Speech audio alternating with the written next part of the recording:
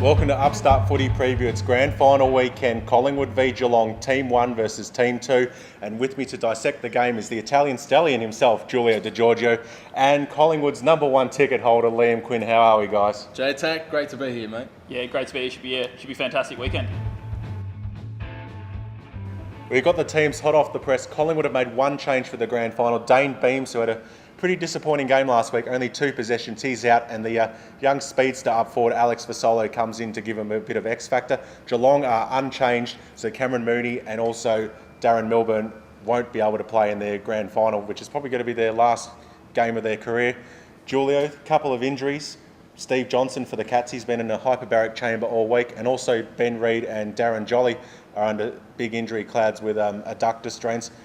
Do you suspect there's going to be any late changes? I think Stevie J will play, of course. It's a grand final, so no one will want to miss that. Should he be named and play, of course, Harry O'Brien is likely to match up on him, you would have thought. Liam, Darren Jolly, key in the ruck against Brad Ottens, will he play? And also Ben Reid, he's probably going to have to take the tomahawk. Yeah, I don't think I'd be, as a Collingwood player, you wouldn't be too worried about Reid taking the tomahawk, because you put him, obviously Reid, an All-Australian this year, has been fantastic against some of the best forwards in the league, really. So if he's on his day and fit, Hawkins should be well within his range. But Jolly's an interesting one. Obviously, you think as well, if it does get pretty wet, which it does look like it's going to do on Saturday, those big slow ruckmen do become a little bit of a liability, which even though he's not selected, Cameron Wood's down as an emergency, so maybe he could sneak in for Lee Brown, even though he would be in his grand final. Lee Brown's been a bit iffy at times this year. So those big bodies in the wet, they do sometimes get dropped. You raise a good point there. Lee Brown has been out of form the last few weeks, and if Jolly wasn't named in the squad, the Cats would have had that huge advantage, I would have thought, because Cameron Wood was, in my view, definitely not up to that calibre of Jolly and Brown together. And they come up against Ottens and West in the ruck. So who do you think has that advantage, boys? I think Geelong definitely, if Jolly doesn't play, they've got a massive advantage. Brad Ottens was dominant in the qualifying final. Yeah. He was a bit quiet last week in the prelim, but he didn't need to do much more than what was required. And Trent West, he's been in sensational form the past few weeks. He's shown that he's an able backup for Brad Ottens, and I think even Trent West against Cameron Wood, I think West might get the better of him. But it'll be interesting to see if Jolly doesn't play, do they play Wood or do they play with a smaller running midfielder in the conditions? I think you have to play Wood. Lee Brown isn't fit enough anymore, unfortunately, to run out a full game as a ruckman. And you talk about Jolly and Ottens. Either way, if Jolly's fit, him and Ottens have been two of the premier ruckmans in the competition for almost the last decade. So it's almost a bit of a stalemate with that one. Obviously, Jolly was really good last week. I think he had the second most hit-outs of any ruckman in any of the prelim finals. But yeah, he's a massively important player. If he doesn't win, that'll be a huge obstacle for the Pies to overcome. It's interesting when you think that in the last 3 times these sides have played, there was that really close game in round 8, but then there was obviously Collingwood smashed Geelong in the prelim final last year. They got up by about 85 midway through the third quarter, and then Geelong obviously did the same thing. So when they've been so close, they've been 2 massive blowouts out of the last 3. So hopefully this one goes back to being a tight contest. If I can butt in, I'm just looking at the teams. The Magpies forward line, you'd think Tom Lonergan should match up on Travis Cloke and also Harry Taylor on Dawes, on the 2 Collingwood spearheads. Your thoughts on that? Lonergan's a fantastic story. I mean, it was not that long ago when he was lucky to still be playing footy at any level, let alone for become one of the better defenders in the comp. And it'll be a big day whoever does get Cloke. Obviously, Cloke was really good last week. Dawes is a little bit underdone after being injured late in the year, but it's a really good matchup. You've got 2 very good defenders and 2 very, very good attackers, so it should be fantastic. Speaking of matchups, boys, the midfield battle, Cameron Ling. He's likely to get Scott Pendlebury or the Brownlow medalist from this week, Dane Swan. Yeah. I'm not too sure, mate, but if you look at the midfield battle, you've got Swan, Pendlebury, Thomas, Ball for the Pies, and on the other hand, Selwood, Bartel, Chapman, Kelly for the Cats. So they're 2 superior midfields.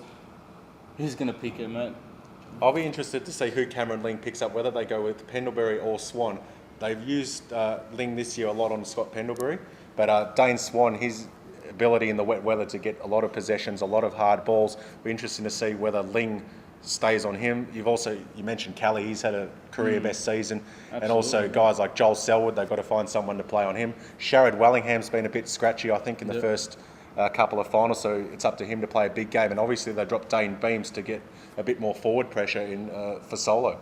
Yeah, it's interesting. Cameron Ling obviously has been playing on Collingwood's best midfielder since he used to run around with Nathan Buckley at the start of the 2000s. So he's been doing it for a long time. So you think he'll definitely go to. You think he'd go to Pendlebury. They have done it in past, and as much as strange as it sounds with a guy who's obviously now Brownlow winner, you almost have to just let Swan, you'd almost have to say, okay, well, he's going to get 25 plus and he might pop up for a goal or two, where Pendlebury, obviously, if he can sort of curtail his influence a little bit more, his disposal efficiency does drop a little bit. Swan just seems to do it week in, week out this year, so you'd expect Liam to go to him. But yeah, as you said, I think Corey's obviously a massive one. If how he comes up for Geelong, he's been injured.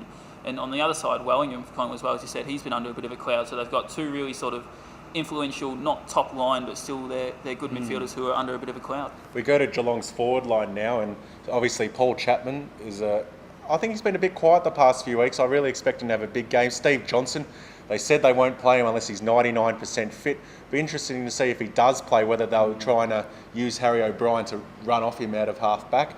Also, Chris Tarrant, he's been fantastic this year, just fitted in seamlessly in the back line. What a great story that is. Tarrant, powerful forward for the Pies a few years ago, went off to Freo, has returned. Now he's, established himself as a key backman, and he'll probably match up on Podsiadly. Yeah, Podsiadly for sure, mate. You would have thought, judging by the teams. Yeah, and even just as well, you've obviously got Davis in that back line as well as another fantastic story. And you think that Ball, a few reports surfacing this week, if he does win, could easily be the end of Davis's career, which would be a great way for someone who was pretty maligned throughout most of his career, but was an All-Australian, I think, in 2006 or 7 as well, a few years back. So he has been a pretty good contributor for Collingwood through the years, and obviously copped a bit of flack for some subpar performances in big finals. So if he could come out and have a big game, it would be a nice way for him to put a bit of an exclamation point on what's been a pretty good career. All talk aside, forget the nitty-gritty, forget all the matchups. Liam, I assume you're going to be going for Collingwood. Why will they win? Yeah, look, I've got to go for Collingwood. I think when you come to sport, you have to sort of look past a few maybe inefficiencies they have had the last month or so, but throughout the year they've been one of the best sides. Their performance, their percentage rate during the year was fantastic. Cloak's been one of the best forwards we've seen, obviously setting the record for the most contested marks. Swan's been brilliant, Pendleton brilliant. They have got some really good players through there. It should be hopefully it's just a great game more than anything. Obviously, last year was a bit of an anti-climax, so Collingwood won pretty easy in the end, but I think by a couple of goals they should be too good. And Giulio, what about you? It's a very tough one, mate. Who are you going to choose? They're both superior teams. Judging, by the teams, as I said previously, Geelong have changed their attacking style, drilling the ball long into their forward lines. I think Podsiadly and Hawkins will be the difference here. You've got Tarrant, of course, who, played all right against Buddy Franklin last week and nullified his impact on the game somewhat. But I think overall the experience of being there for the Cats in finals and grand finals in the past will just be that, have that extra class at the end.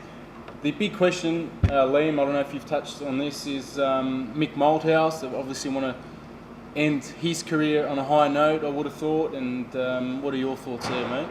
Yeah, look, obviously Malthouse has been fantastic for Collingwood. Obviously, he's, a couple of years ago, even at the start of last year, people were saying he was maybe, after his Stephen Milne incident, maybe could have been on the way out. But if he finishes with 2 premierships in 2 years, a fantastic effort. But they've just got, behind the scenes, such a great coaching setup when you think that they've had 5 coaches now that have been under Malthouse go on to senior appointments. So it's a fantastic setup, and I think they haven't mentioned it, but I think they would definitely want to see him out with a win on Saturday. Absolutely. Malthouse is going into his 8th grand final, so you'd think they'll do it for him.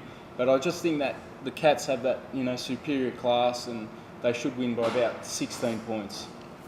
Should be a very close game between both sides. Geelong, a lot of people said they've been too old, too slow, not good enough. I think, they've shown this year that they are good enough. Yeah. Whether they can beat Collingwood on the big day, though, and they're going for back-to-back, don't forget, it's going to be a very close game. I think Collingwood might just turn it around this time. They've been a bit scratchy, but they showed last Friday night their will to win is there, and I think they'll get over the line by 10 points. That's all we've got time for an Upstart footy preview. A big thank you to everyone who's been involved this year. Benny Waterworth over in New Zealand, Liana behind the camera, thank you. Also to Jade, who's not here tonight, but thank you to her as well. And also thank you to our listeners on bigfooty.com. Viewers, mate. Viewers. And our host with the most, John Takemura. Johnny!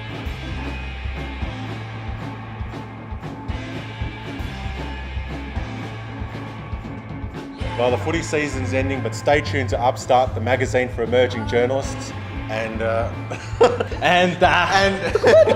had Stay tuned tuned to Upstart, the magazine for emerging journalists. Site. Oh, come on. Okay.